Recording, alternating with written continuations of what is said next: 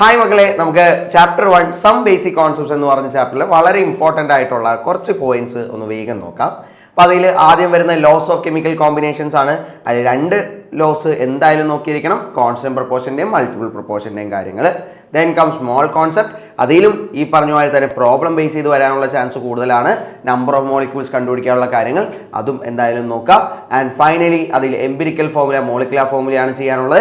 Empirical formula, molecular ഫോർമുലയിൽ അതിലെ കാര്യങ്ങളെല്ലാം തന്നെ നല്ല വൃത്തിക്ക് നോക്കിക്കോണം, കണ്ടുപിടിക്കാനുള്ള എംപിരിക്കൽ ഫോർമുല മോളിക്കുലർ ഫോർമുലയുടെ റിലേഷൻ ബേസ് ചെയ്തിട്ട് നമുക്ക് ഫോർമുലാസ് കണ്ടുപിടിക്കാനുള്ള ചോദ്യങ്ങൾ ഉണ്ടാവാം, അതും എന്തായാലും നോക്കാം. ആൻഡ് ഫൈനലി നമ്മുടെ സ്റ്റോയിഷ്യോമെട്രിയും ലിമിറ്റിംഗ് റിയേജൻ്റെ കാൽക്കുലേഷൻസും അതിൻ്റെ കാര്യങ്ങളും കൃത്യമായിട്ട് പ്രോബ്ലം തന്നെ ചെയ്ത് നോക്കുക, ലിമിറ്റിംഗ് റിയേജൻ്റെ ഡെഫിനിഷൻ നോക്കുക. ആൻഡ് എല്ലാം കഴിഞ്ഞ് നമുക്ക് ചെറിയ കാര്യങ്ങളുണ്ട്, ദാറ്റ് ഈസ് നമ്മുടെ മൊളാരിറ്റിയും മൊളാലിറ്റിയും ആണ്. ഈ രണ്ടെണ്ണവും അതിൻ്റെ പ്രോബ്ലംസും അത് ചെയ്യാം, ഡെഫിനിഷനും നല്ലോണം ചെയ്യാം. അപ്പോൾ ഇത്രയും കാര്യങ്ങളാണ് ഈ ഒരു ചാപ്റ്ററിൽ വരുന്നത്. Some basic concepts of chemistry എന്ന് പറയുന്നതിൽ പ്രോബ്ലം ബേസ്ഡ് ആയിട്ടുള്ള ചാപ്റ്ററാണ്. അപ്പോൾ നല്ല അടിപൊളിയായിട്ട് ഇതിലെ പ്രോബ്ലംസ് എല്ലാം തന്നെ വർക്കൗട്ട് ചെയ്യുക, സൂപ്പറായിട്ട് ചെയ്യാം. ഓക്കെ.